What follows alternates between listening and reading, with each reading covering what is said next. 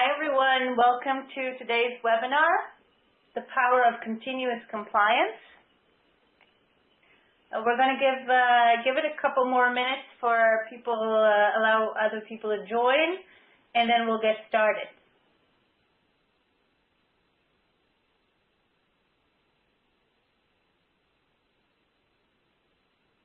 The webinar today will have two parts to it. The first part, we've asked George Dialektakis from Eversource to speak about his experience with Tufin and specifically how they're using Tufin in order to ensure compliance with NERC CIP. And in the second part of the webinar, we've asked David Goodman, the founder and director of engineering for G2 Deployment Advisors, to speak about more general collection of regulations and standards and how what are the different internal and external security standards that enterprises have to comply with.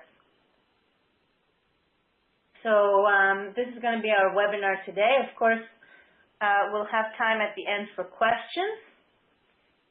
And the webinar is being recorded, so it will be available on the Bright Talk channel later on. For those of you who are interested, we have an attachment with the webinar. If you click on attachment, there's a link to a white paper from Tufin on how to survive enterprise security policy compliance. And there are 6 steps there to continuous compliance, and it talks about the importance of continuous compliance. So that's available for you to download if you want. And we'll give it one more minute and then we'll get started. Again, thanks everyone for joining us today.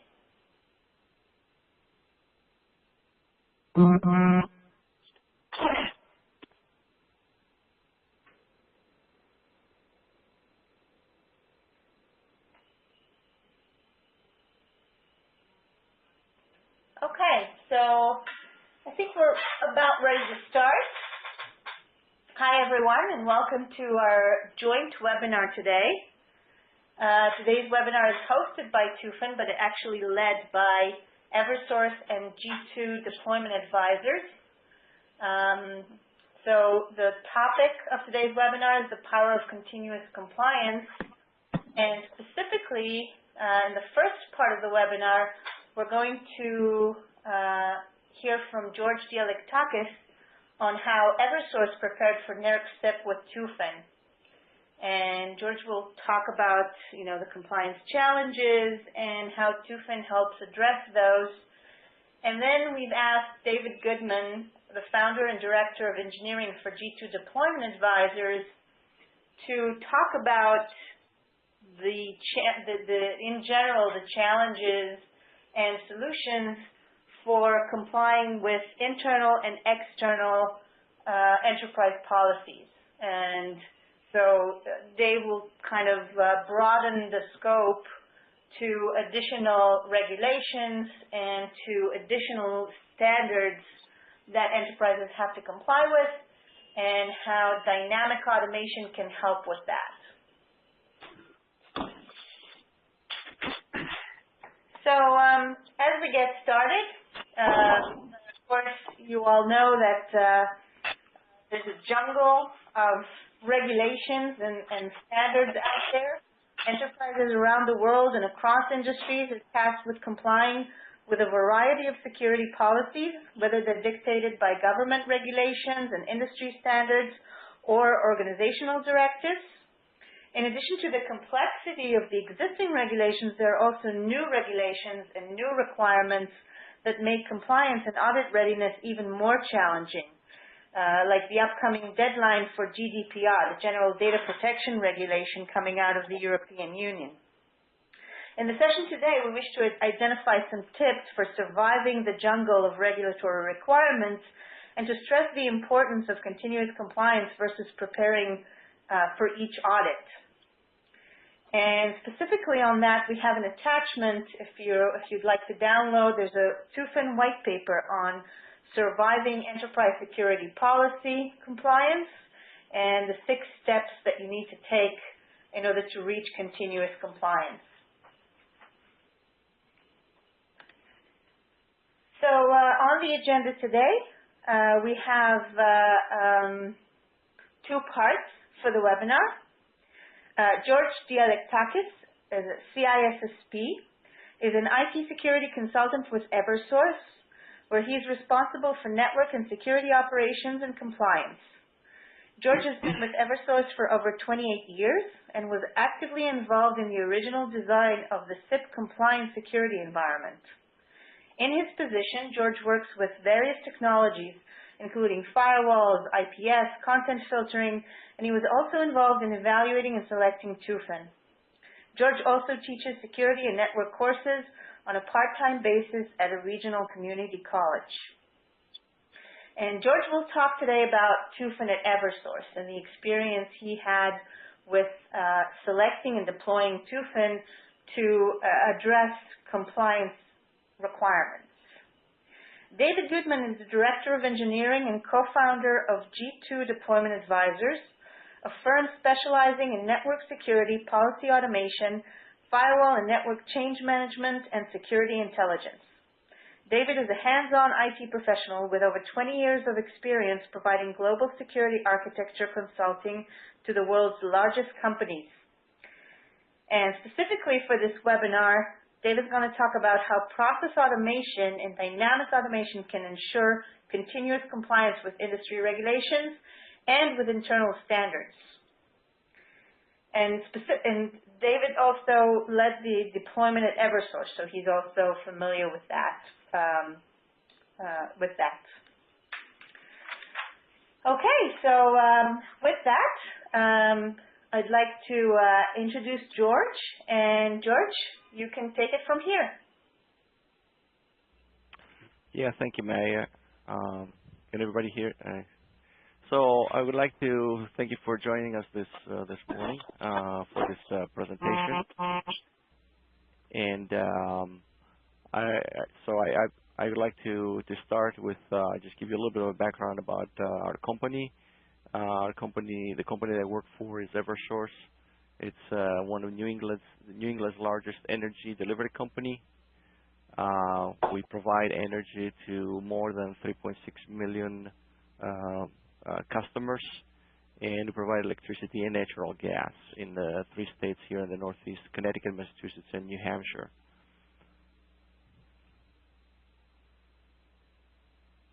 We operate a very large network of transmission lines.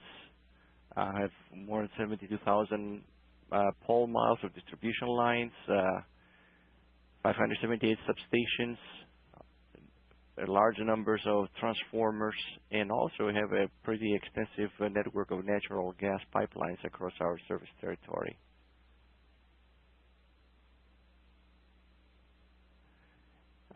So obviously, one thing that is important is to ensure that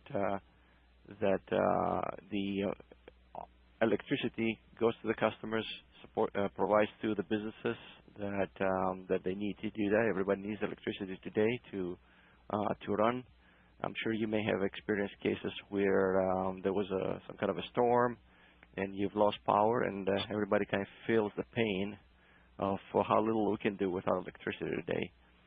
So it becomes very important to ensure that we have proper controls in place so that we protect that distribution and the transmission of the electricity, and it also can give that level of reliability.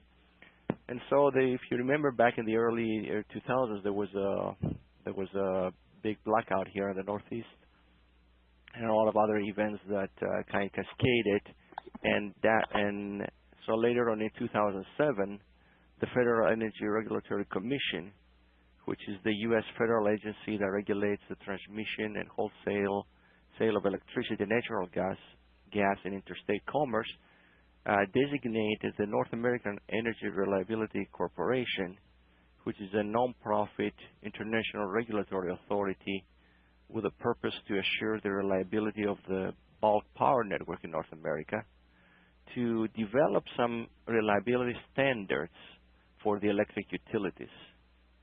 And those became eventually mandatory here in the United States.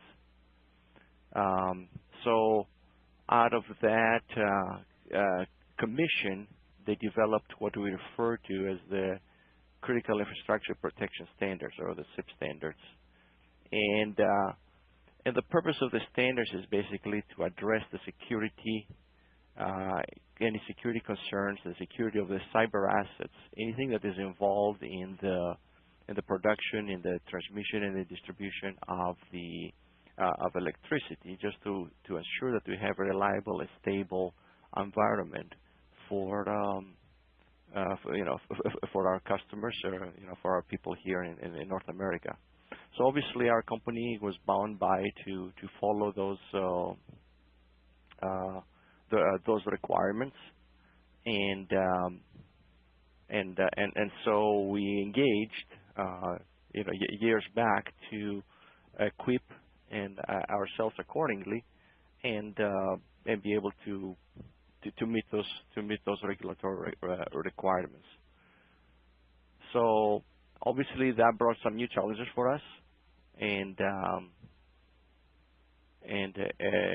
the regulatory reasons we had to basically secure and isolate a number of the sites where we have our control monitor equipment, and so along with the regulation, it became the need. One of the requirements was to be able to ensure that the access that is allowed through our control points to those systems is just exactly what is needed for the system to operate properly, and we need to be able to monitor if there is some type of an intrusion or some type of violation, etc. So it became a need to obviously firewall a lot of those areas, put intrusion prevention systems. But when it came down to the firewalls, it was required that we get to a very level of granularity to be sure we have a good understanding of what ports and services are needed in order for the applications to work and be able to segregate them from noise or any other type of potential malicious activity. So the question becomes, all right, how do you go and validate that type of access, that you have the right ports? Granted, we can see each application, what ports they are listening to, what their service, what ports are listening to, and what they need to communicate, and all this kind of stuff. So we work with that, and so it became a need for us to look for some kind of a system that will give us the ability to audit our firewalls and be able to validate the access that we have, what's used, what's not used. And obviously, for those of you who are of the same industry, they would know that there were periodic audits that were scheduled to ensure that everybody's in compliance and everybody's following the regulation. So we had to. So since then, obviously, we needed to be doing the periodic audits for our environment, and in order for us to prepare for those and ensure that we're doing the due diligence on our part to make sure our environment is secure, we needed a tool to help us out do that kind of an analysis. Okay, so in 2009 is when we started looking for a product that would be suitable for that purpose. At that time, we brought 3 different products here in-house. We did a pilot. We looked at Tufin, the Fireman, and the AlgoSec were the 3 products. And we just looked at plus and minuses, which one would fit best for our environment, for our needs. And we decided to go with Tufin. And a few of the reasons that we went with Tufin is, for one thing, came a little bit closer to our requirements of what we were trying to accomplish. We found it a little easier to to use and maneuver around and get the reports to do the analysis that we needed to do. Their interface seemed to be a lot friendlier for us and easy to be able to compare changes, be able to identify who made the changes, define the usage of the different rules, what's used, what ports are used, what ports are not used. Be able to do a lot of the cleanup that was needed as part, as part of this effort. Another thing is that we liked and made us to go forward with this company was that the support that they were getting from the Tufin team. We had and we still have a very good relationship with the company and their development team to provide enhancements.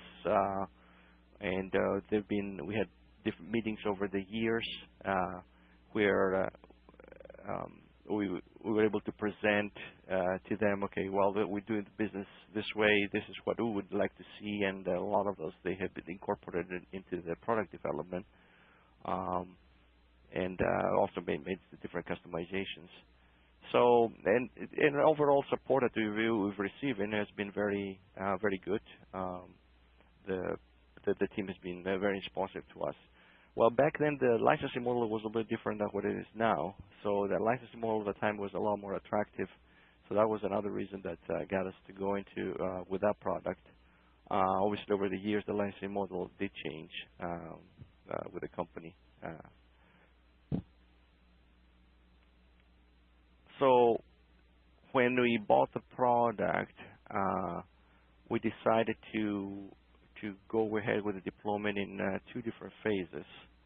The first phase was obviously to meet directly the regulatory requirements that were imminent, and so we deployed the secure track component. Okay, so that gives us the ability to start monitoring our firewall base. We have a very large deployment of firewalls across our system. Since we cover all 3 states and there were different operating companies there, so that gave an easy way for us to get visibility on all the communications on these and be able to classify, organize, see what changes are taking place in the rule basis and what's being used and what's not being used.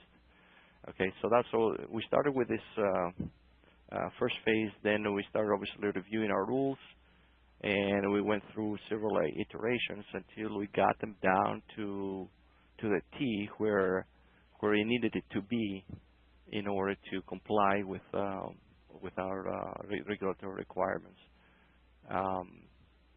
And then we started moving ahead. We didn't make a lot of progress, but we moved a little bit, defined different zones, and eventually we defined the network topology, which kind of helped us a lot to be able to organize and classify the types of traffic and start looking into different threat scenarios, etc. So I just want to give you a little bit of an overview here, and actually I was going to ask Dave to speak a little bit of how we deploy the hardware and how we configure the environment. I don't know, Dave, if you would like to take the next slide here and speak. Sure. Yeah. Can everybody hear me okay? George, can you hear me? Yeah, I can hear you. Great. So thanks, George. So we were the team that deployed the Eversource environment or the Tufin infrastructure at Eversource, and what we're looking at here is the architectural configuration of their environment. So these guys have multiple management consoles, central management consoles from firewall perspective, as well as hundreds of routing elements within the environment. The Tufin environment is is built out of two Tufin central servers in an automatic mode high availability configuration. So you have one Tufin central server where you have a database replication, real-time automatic database replication between two environments, and what they call a distributed distribution server, right? So the distribution server allows us to create a highly scalable hardware environment where these management servers can report policy to the distribution server, as well as log traffic for optimization information like rule and object usage. So the central server delivers reporting and reports and results information. The central server takes inbound information from the devices and the device types and provides for again a very highly scalable infrastructure and delivers a high level of results to the customer. So so what happens in a failover is in the event that the central server fails or some condition exists that the other central server takes over, it's an automatic failover from the primary central server to the standby. Thank you, Dave. Yeah. So the second piece that that was the component that we deployed and we rolled it out, and we went through the first audit, and we did very good. We had no problems passing the audit. The second piece, the other component that we needed to address was as part of this process, there needs to be an approval. There's a requirement for an approval process as to who approves, who requests, and who approves changes to that environment, and obviously who implements, etc. And this whole sequence, the whole change management process, basically, of the event. So at that time, we had developed a system. It was a homegrown system in Lotus Nodes, and we continue using that system. We did not move to the Secure Change, which is a product by Tufin. So we continue using that. We just kind of enhanced it. So a few years later, we started converting that system into the Tufin Secure Change. By that time, Secure Change had improved and had the functionality that we needed that we were looking to have in the product, so we can use it more effectively and line it up basically with our request and approval process. And so we kind of waited for some of the changes to come through, and then we started doing the conversion. So we requested some enhancements. Those enhancements were added into the product line, and it just kind of made it more suitable for us to be able to use it for in our environment. At that time, we hired G2 technology advisors, and they helped us out with the development of the workflow. Pretty much converted what we had in the homegrown system, but also give us the ability to do some more enhancements. There's some automated features there that help out the engineering team for the implementation, do some verification. So the back end, so overall, just give us a little bit more control of what's been requested and what's going to be implemented. Plus, we have a system that can basically capture all the way from the time is requested till the time is changed, the change is implemented, and it can have evidence that you can present in an audit. So we developed some documentation internally here, and and as part of the rollout, we offer user training. Pretty much is basically IT folks or IT support folks working with the business that are using the tool predominantly to put any requests through. So just to make it easy for the transition, we just offer some training, and we continue over the time for people who have some difficulty. Show them how to use the system. It's not very difficult for people to pick up. A lot of the people just pick it up by going on their own, and also just following some of the instructions and the tips that I had developed, I wrote into the user documentation. And so with that, we were able to have a very good, successful deployment, and that's what we'll be using since for the last several years right now, and we formalized that as a process, and that's kind of basically our official method to present evidence for the changes that we're making to the firewall environment. So it's just Dave kind of spoke a little bit about the architecture. At a later time, the HA hardware model became available by Tufin a few years ago, so we converted to that, so anyway, that gave us more high availability type of a setting. This is just basically very high level. It's intentionally intended not to be readable except for the boxes. That kind of shows you a little bit of the workflow process that we've developed with different checks and that we have in the process. So I guess what is the impact? One may ask the question: what is the impact of Tufin in our organization? And I guess I try to organize it into those three areas, three main categories. From a productivity perspective, it helps us decrease the time we spend to manually do reviews or using limited capabilities that are within the checkpoint environment.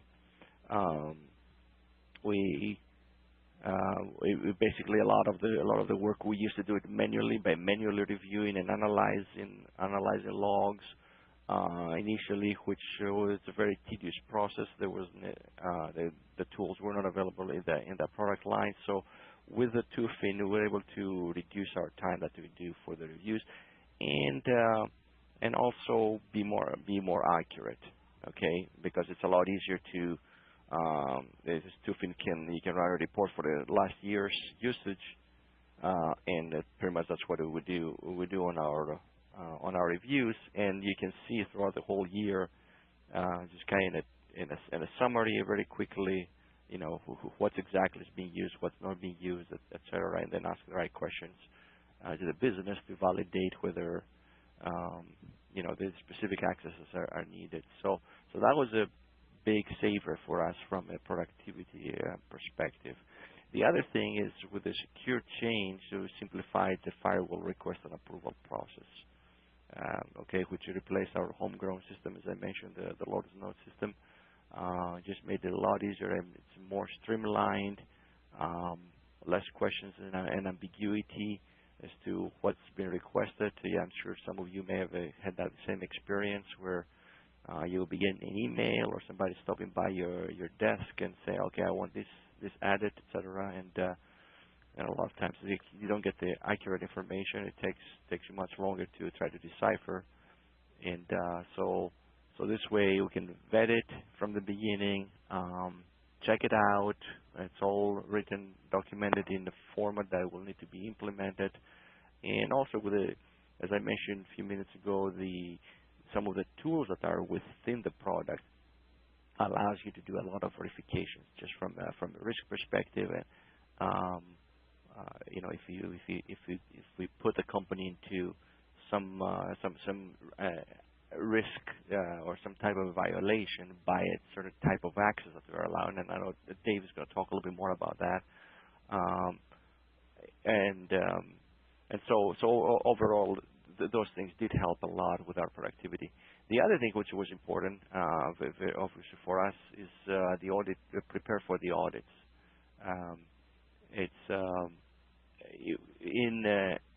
We have the ability basically for a couple of reasons, just for the corporate and for the SIP. If I was to talk about our overall deployment, we use an outsourcing model here, so it uses the ability to ensure what the outsourcer will implement is in line with what we've approved, and have the ability to validate what's been implemented that lines up with what was requested.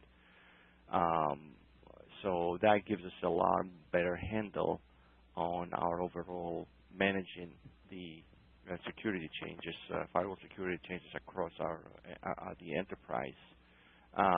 Specifically for the SIP related area,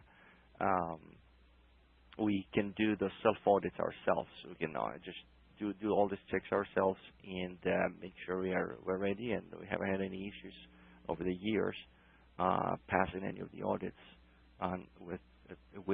from the aspect of the firewall compliance, the access point compliance.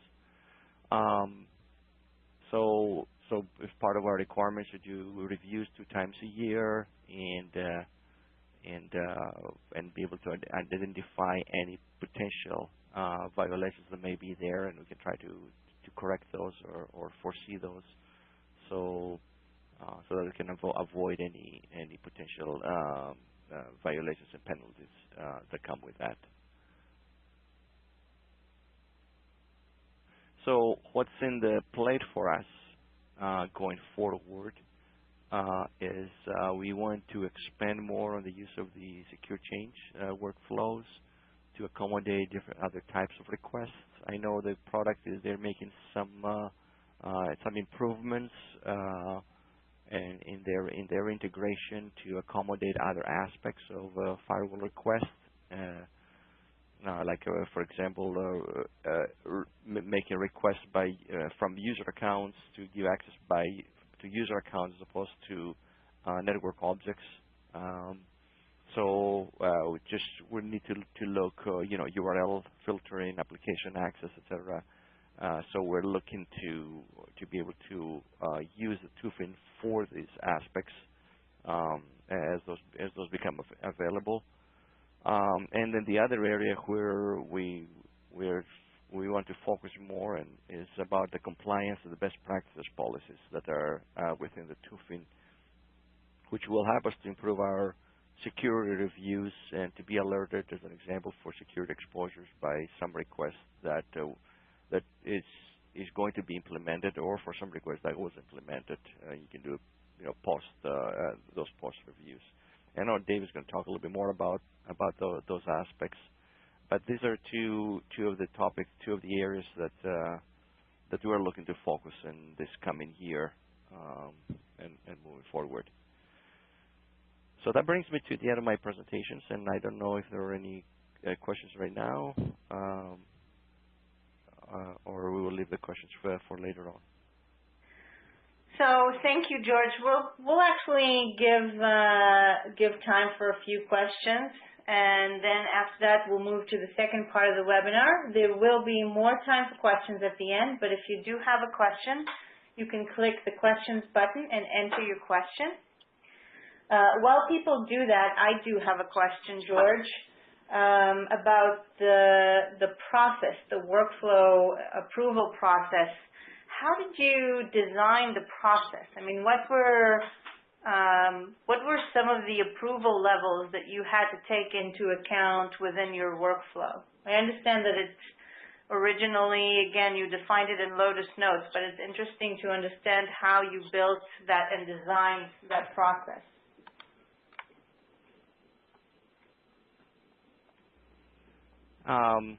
So the way the workflow we have is, a requester submits the request with what they are looking to accomplish, We give the ability. We have cases where sometimes someone else may submit a request on behalf of someone else, of another person, which we call like a proxy request. We call it. So G2 the technology, they wrote a script for us for that purpose to allow the proxy type of request. So the idea was like one person X puts a request for someone else, but that person is basically that they put the request for is the one that needs to be notified that the request has been completed, or that person is the one who's going to be doing the testing to validate that the access is granted, etc. And so anyway, so that's why we can introduce that aspect. So it goes through that validation. Then we have an automatic step where we check against risk. We check against whether the request already exists. We're just doing a bunch of checks, automatically checks.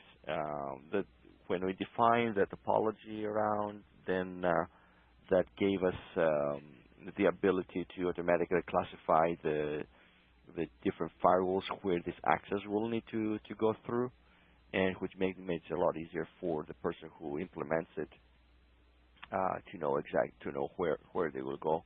Once it goes through that step, then we typically have a review, but by the security team to validate whether there are any violations there, if there's any security concerns about this request. We just do a manual security review before it's submitted to management for approval. And then once management approves, we also, depending if you go follow the path of a SIP type of request, we also send notification to the business area that has been impacted, to the management of that business area that's impacted, so they become aware that this has been requested and this to be implemented. And then from there on, it's routed to the engineering team that will do the implementation.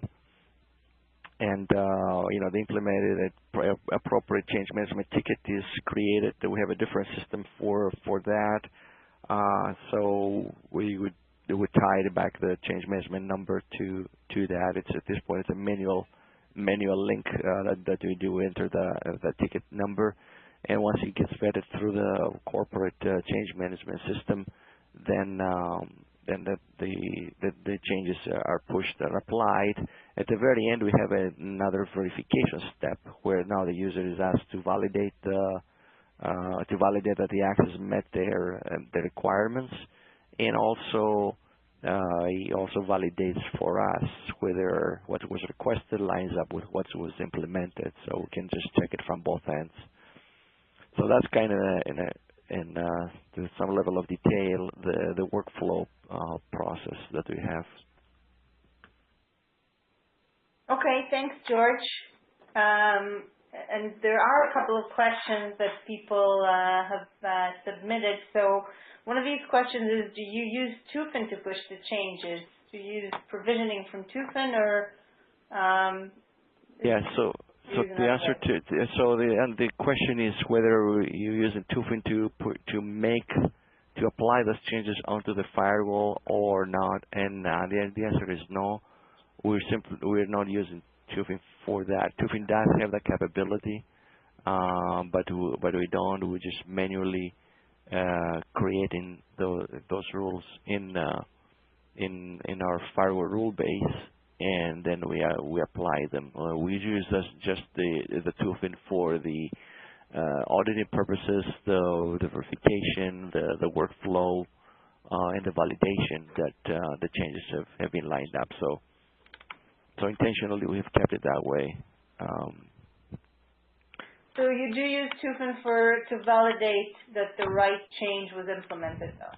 Yeah. Correct. Yes. Okay. With respect to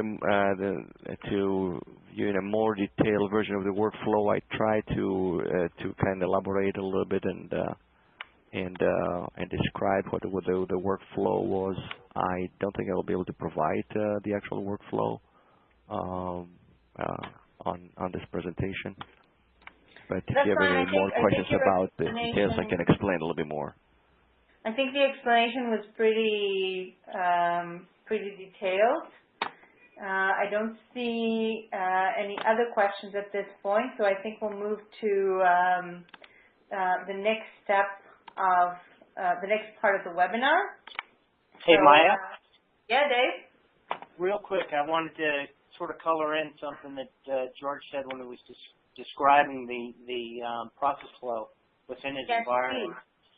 Just very quickly, I want to add something. It's also important to understand that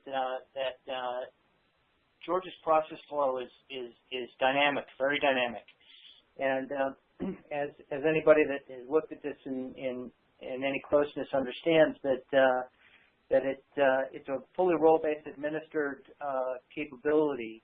In George's case, he has different roles for different operators that make decisions and are tasked with different elements of the process flow.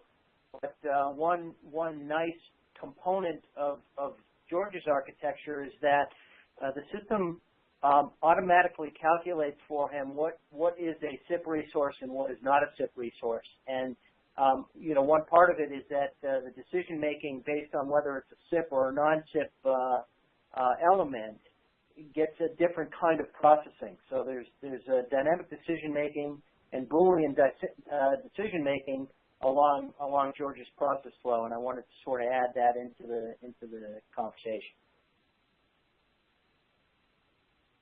That's great. Thanks, Dave. There is one more question here that came, and I can answer that if you want me at this time. Or the question is, SIP does require that rules are documented, and the question is whether we use the rule documentation in Tufin or in line remarks in the firewall for the justification documentation as to why you use the rule. So in the official documentation that we use for SIP purposes, which the auditors review, is the one that is in the rule base, in the firewall rule base. The firewall rule base, it gives us there's a field there where we can write a description of what the rule does and you know what the ports are used and what's the functionality of the rule. So that's the official one that we use for documentation. What feeds into that is depending on the section. We have standard descriptions for general services. For the custom ones, which are specific to application-specific ones, we get the original feed from the Tufin request system.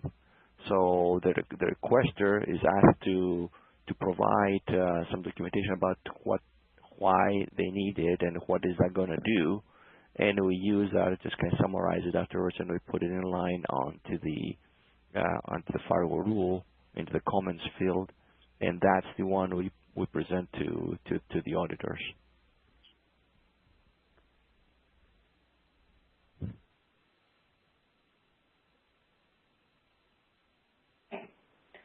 Okay, thank you, George. I think that's been very educational. And with that, we're going to move to the second part of the webinar. And David Goodman, the founder and director of engineering for G2 Deployment Advisors, is going to talk about internal, corporate, and regulatory continuous compliance with dynamic automation.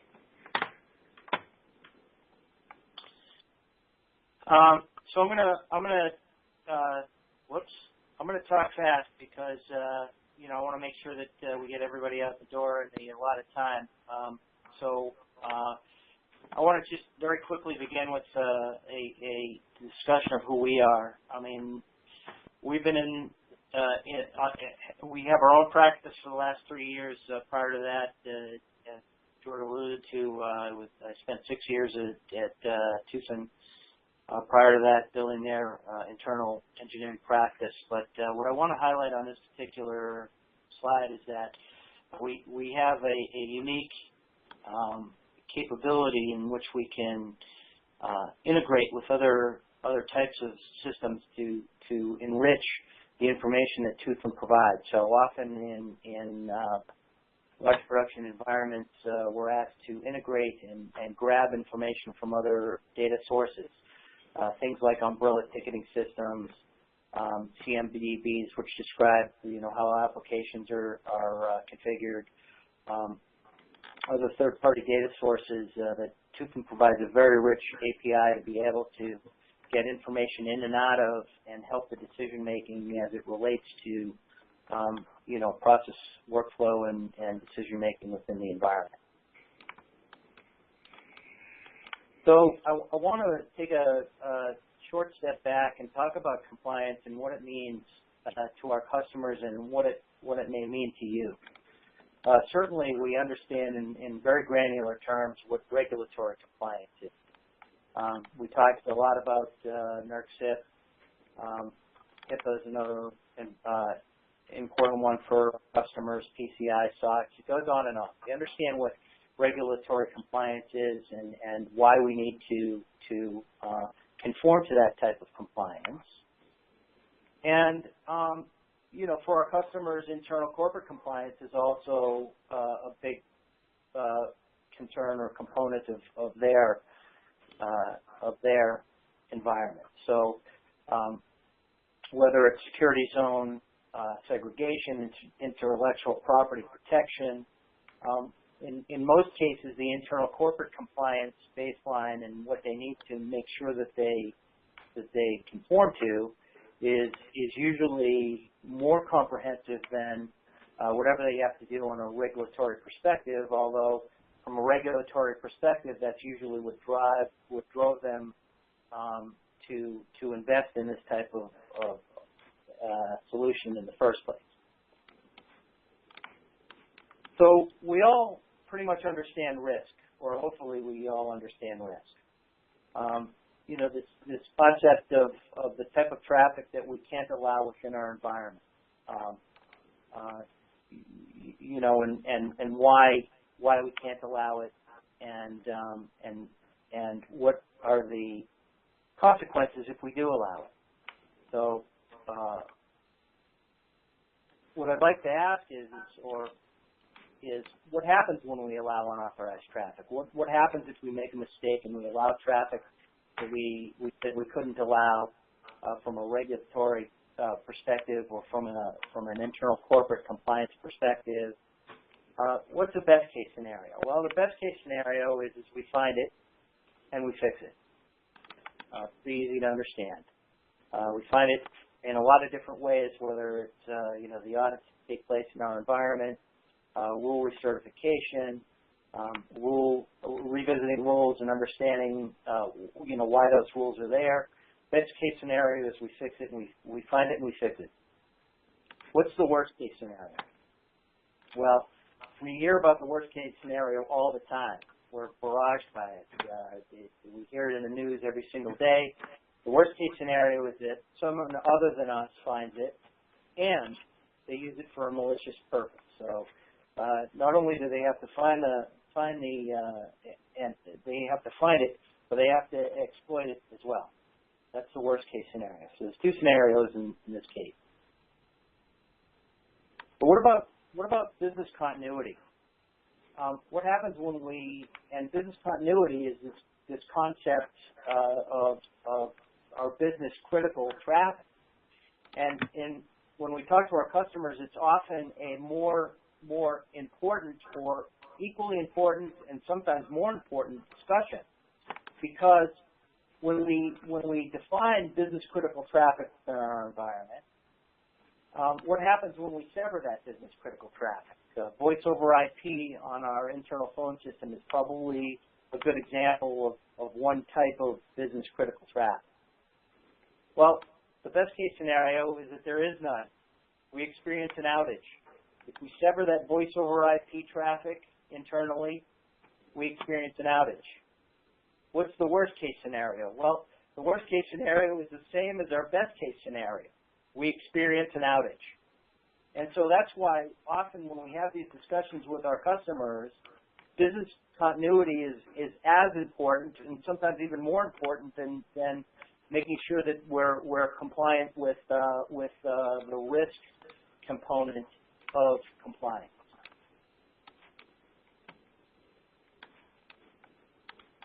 So I want to do a quick poll, very quick poll here, and understand what your company considers, or whether your company considers business continuity part of its compliance regime.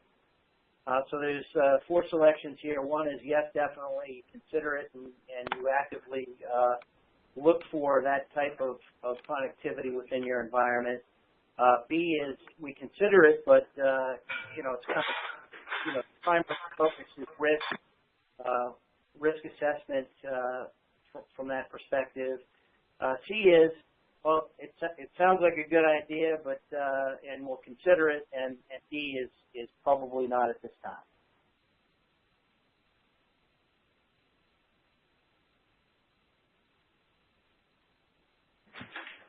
So we're going to give a couple minutes for people to vote.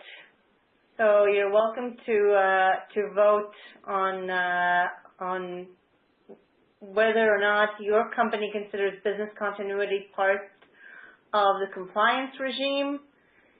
Maybe it's on the roadmap, but not something that you currently do, but please feel free to put in your vote. We'll give it a few more seconds, Dave. Okay? Yep. I'm gonna come back to this because we are a little bit pressed for time, but we'll come back to this in just a moment. But let me go on to the next slide and talk about the power of continuous compliance, why it's so important. First of all, when we talk to our customers about the true security policy, we're lucky. We're all lucky if the true security policy, this concept of both what is risky in our environment and what is business critical in our environment, aligns with the actual access control that's happening out in the architecture, whether it's a physical device in a data center somewhere, or whether that access control is applied in the cloud, in some kind of cloud environment. What you want to make sure is that your true security policy, the stuff we said we can't allow, and sometimes even more importantly, the stuff that we said we have to allow, is accurately reflected in the access control. And we can understand why it's such an important component to have real-time risk assessment. So with every change that's entered into an environment, we're doing an assessment of whether or not that either allows traffic we said we can't allow, or severs business critical traffic. And when we get to this concept of change automation, the changes that happen within our environment, and as we're designing change, we want to make sure that we introduce change that doesn't do something that breaks our compliance, whether it's allowing traffic we said we can't allow, or blocking traffic that we said has to be allowed. So just to review the voting here, we have about 11 votes cast. The majority of people say they definitely consider business continuity part of its compliance regime. About 10% said they've considered it, but it's difficult even to keep up with the risk assessment. And another 10% says it's a good idea and they'll consider it, and another 10% selected D, not necessarily at this time. So that's essentially our breakdown here. And to sort of continue this idea of continuous compliance and dynamic automation, we've talked a little bit about that already, but there's a lot that goes into deploying change within our environment. The operations folks, the security folks, the deployment folks.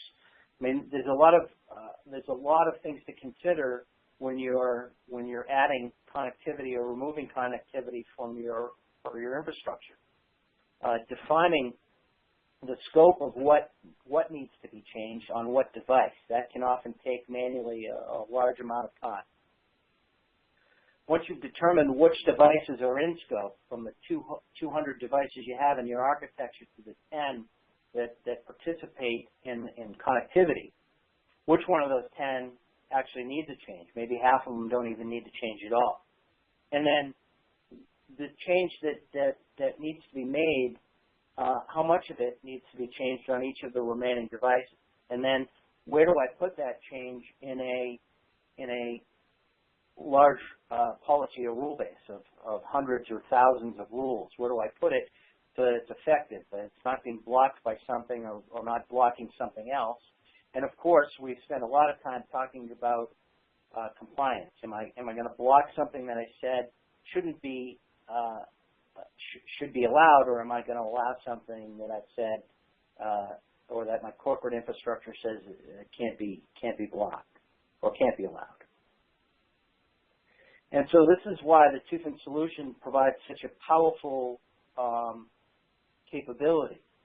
You can automate this decision making. You can implement these changes in minutes instead of days, and you can ensure continuous compliance with your true security policy. The stuff we've said can't be allowed or has to be allowed, both from an internal corporate compliance perspective and a regulatory compliance perspective.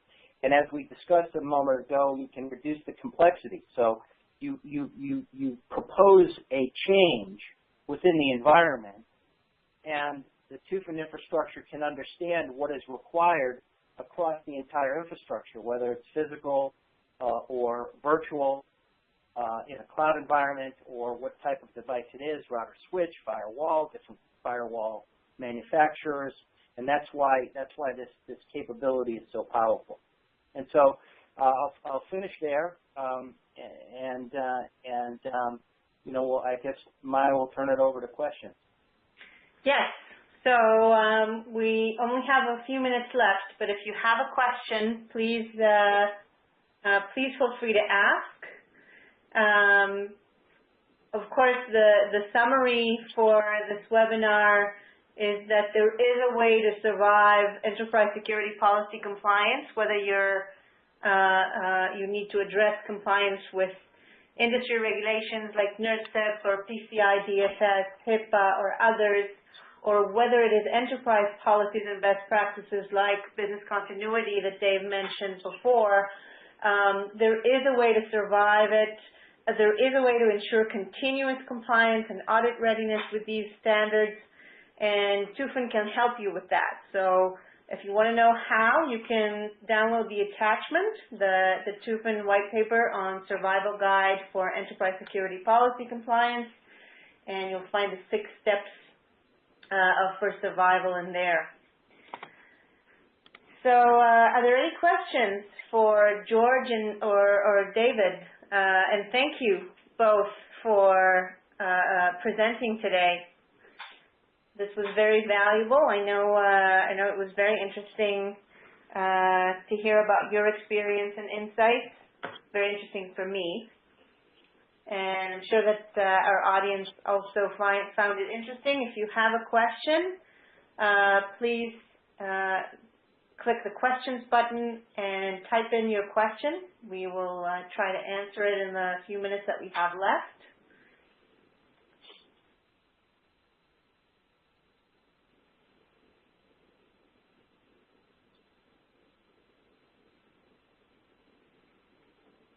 So I have a question for you, David.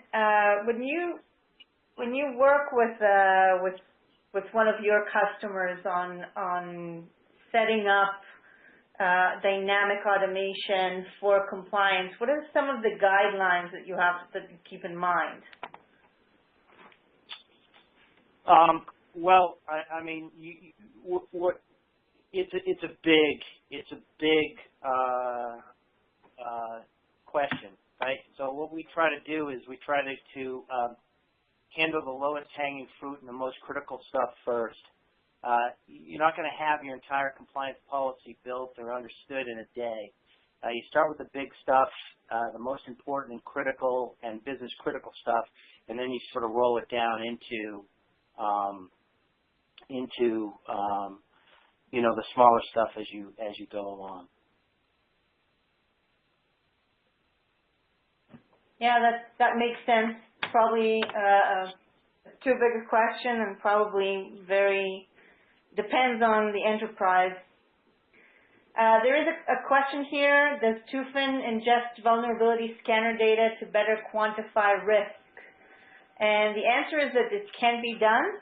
You can use our APIs to integrate with different vulnerability assessment products. I know we've done this for Qualys and for others, for several customers, and you can use that within the secure change process. So it is possible with our APIs, and it's projects that we've done before.